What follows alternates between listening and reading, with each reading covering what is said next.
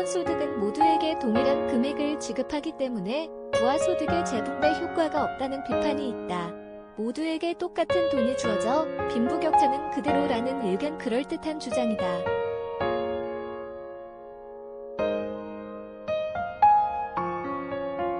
하지만 이는 기본소득의 한쪽 면만을 보는 것이다. 기본소득을 지급하려면 어디선가 재원을 마련해야 한다. 만일 그 재원을 빈자보다 부자에게서 더 많이 걷어 확보한다면 기본소득은 당연히 재분배 효과를 지니게 된다.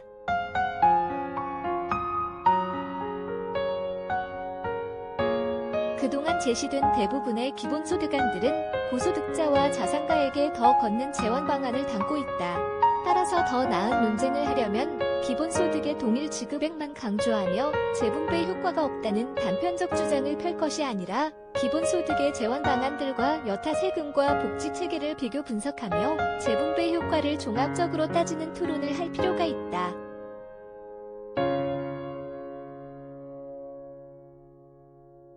기본소득은 가난한 이들을 더 가난하게 만들까? 간혹 기본소득이 가난한 사람들을 더 가난하게 만든다는 주장도 있다. 경제협력개발기구 OECD가 2017년에 발표한 보고서에 이런 주장이 실렸고, 국내에서는 최한수 경북대 교수, 경제통상학부가 한국조세재정연구원에서 2017년에 발표한 보고서에서도 기본소득 모의 실험을 통해 이런 주장을 펼친 바 있다.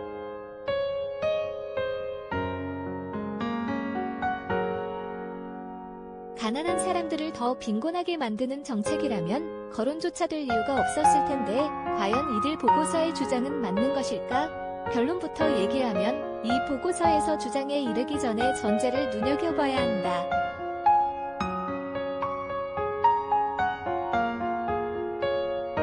두 보고서 모두 저소득층에게 지원되는 현금성 복지를 폐지하고 그 재원으로 기본소득을 지급한다고 전제한 뒤에 재분배 효과를 측정했다.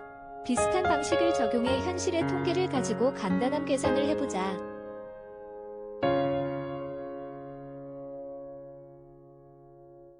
(2020년) 국민기초생활보장제도의 생계급여 예산은 4조 3천억 원이었고 수급자 수는 약 130만 명이었다. 1인당 월 평균 28만 원 정도가 지급된 것이다.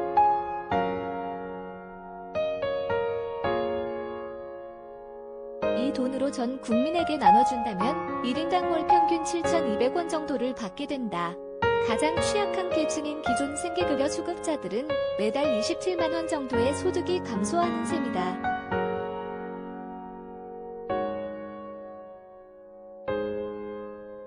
물론 이런 효과는 최저 생계를 지원하는 복지제도를 폐지해 확보한 재원으로 기본소득을 지급한다고 전제할 경우에만 발생한다. 그렇다면 최 교수와 OECD는 왜 이런 전제를 세웠을까? 아쉽게도 두 보고서에서 그 이유를 찾아볼 수 없다.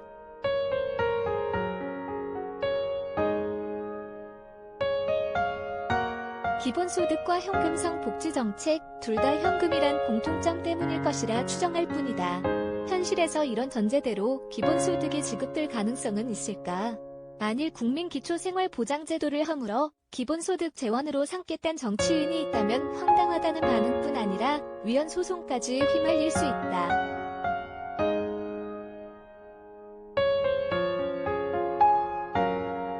최저 생활을 보장하는 국민기초생활보장법 자체가 헌법 제34조 1항의 인간다운 생활을 할 권리를 구체적으로 보호하는 법률이기 때문이다.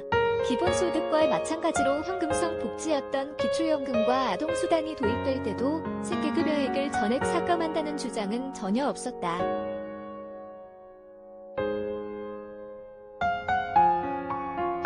결국 가난한 사람을 더 가난하게 만든다는 기본소득의 역설은 현실에 있지도 않고 있을 수도 없는 전제를 기반으로 한 것이다. 기본소득이 복지를 어느 정도 수준으로 대체할 가능성이 있고 그것이 어떤 효과가 있는지를 따지는 것은 의미 있는 논쟁이지만 가장 취약한 계층의 복지를 대체하는 것이 기본소득이라고 전제하는 것은 소모적 논쟁을 유발할 뿐이다.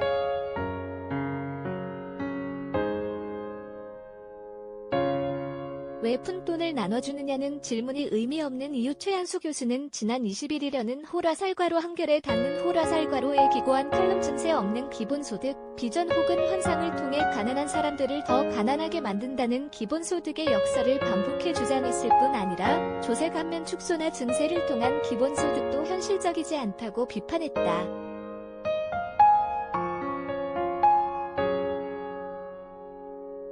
일단 조세 감면의 경우 통령과는 달리 수혜자는 중 저소득자인 경우가 69%, 중소기업이 72%이기 때문에 이를 대체하는 것이 바람직하지 않다는 주장이 당겼다.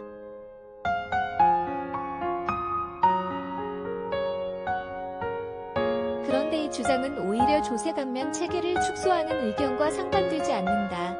조세 감면 정책이 줄어들수록 세금 체계는 더 많이 버는 사람이 세금을 더 내는 구조, 누진제로 단순해진다.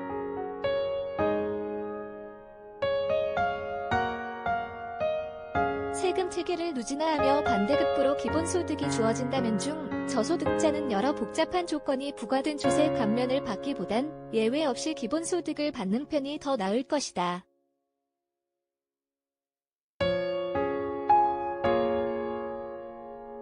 물론 기본소득도 약점은 있다.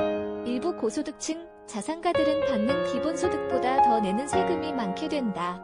이들은 기본소득에 반대할 것이고 기본소득이 실시되면 높은 세율로 인해 근로의욕이 줄어 경제 전체에 악영향을 줄 수 있다.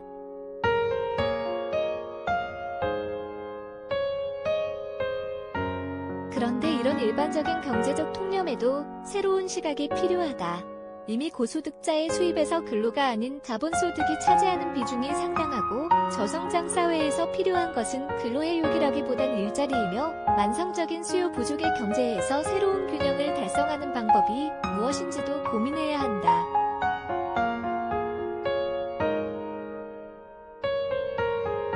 그렇다고 경제에 큰 충격을 줄 정도로 높은 수준의 기본소득제는 지속 가능하지 않을 테니 기본소득의 재분배 효과와 경제 효과를 종합적으로 따져볼 필요가 있다.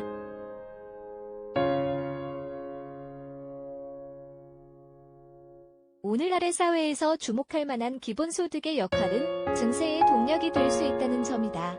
최 교수는 칼럼에서 증세의 정치적 실현 가능성은 중산층이 이를 얼마나 지지하는가에 의존한다면서도 독일이나 일본의 부가세 증세처럼 복지를 위한 증세라 하더라도 계층마다 이해관계가 엇갈려 추진이 어려워질 수 있다며 중산층에게 유리하다는 점을 강조하는 것만으로 기본소득을 위한 대규모 증세가 가능해질 거라 주장하는 것은 아니란 발상이라고 주장했다.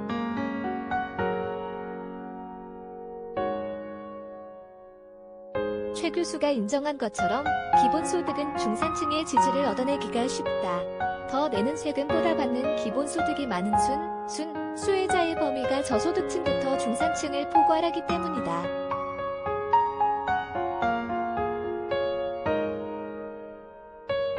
혹자는 증세에서 거둔 60조 원의 재원으로 모든 국민에게 월 10만 원의 푼돈을 줄 필요가 있냐고 반문한다. 그 돈이면 기초생활보장제도와 고용보험의 사각지대를 충분히 메울 수 있다는 주장도 이어진다.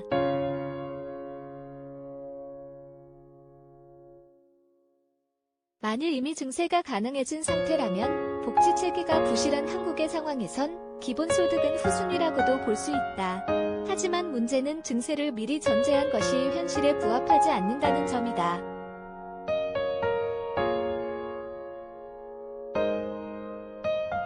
복지 사각지대를 메우는 것이 오랜 기간 절실한 과제였지만 왜 그 문제 제기로 증세를 달성할 수 없었는지도 살펴봐야 한다.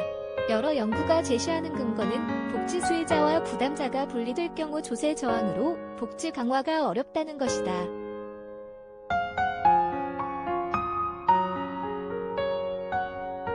중산층의 정치적 이해관계를 바꾸는 전복적 아이디어 증세를 통한 복지 강화는 한국뿐 아니라 여러 선진국들의 과제이기도 하다. 최 교수가 언급한 부가가치세의 사례만 봐도 그렇다.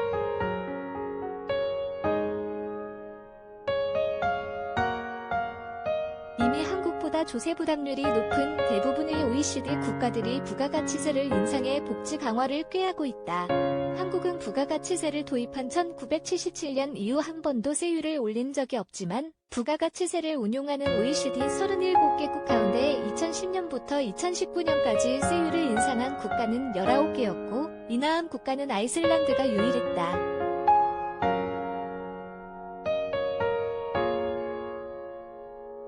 북유럽 국가들은 복지 정책으로 중산층의 신뢰를 얻으며 증세에 성공했지만 다른 나라들은 그보단 낮은 수준의 복지와 세부담을 유지하고 있다. 한국은 낮은 수준의 복지와 세금에 대한 불신, 조세 저항이란 악순환에 빠져 불평등과 고령화 추세 등 당면한 문제에 제대로 대응도 못하는 상황이다.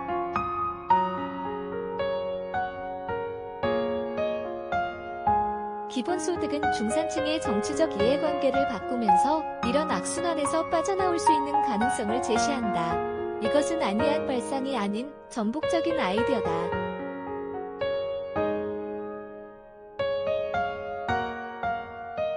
지금껏 한국의 복지 체계는 취약계층을 별도의 배에 태우고 다른 배에 탄 고소득층과 중산층에게 일부 비용을 부담케 한 셈이었다. 취약계층이 망망대해에서 고립되면 안 되니 다른 계층도 일부 비용을 부담하지만 자신의 문제가 아니니 충분히 내진 않았다.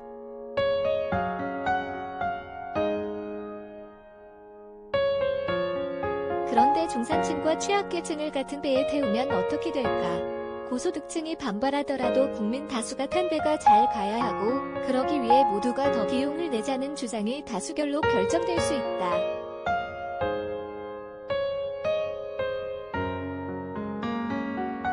사실 따지고 보면 고소득층도 다른 계층의 열함으로 의존하고 있으니 모두가 어느 정도 안정을 확보하는 것은 고소득층에게 유리하다. 그렇다면 꼭 기본소득이어야 할까?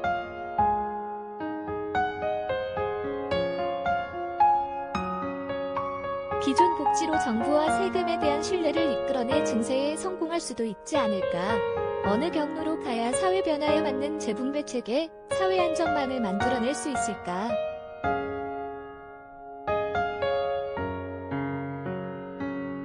이런 주제야말로 앞으로 더 토론이 필요하다. 기본소득이 만병통치약은 아니지만 전제를 잊은 채 결론을 일반화하거나 기본소득의 일면만을 보고 비판하는 식의 기본소득 찬반 논쟁도 보다 진화할 필요가 있다.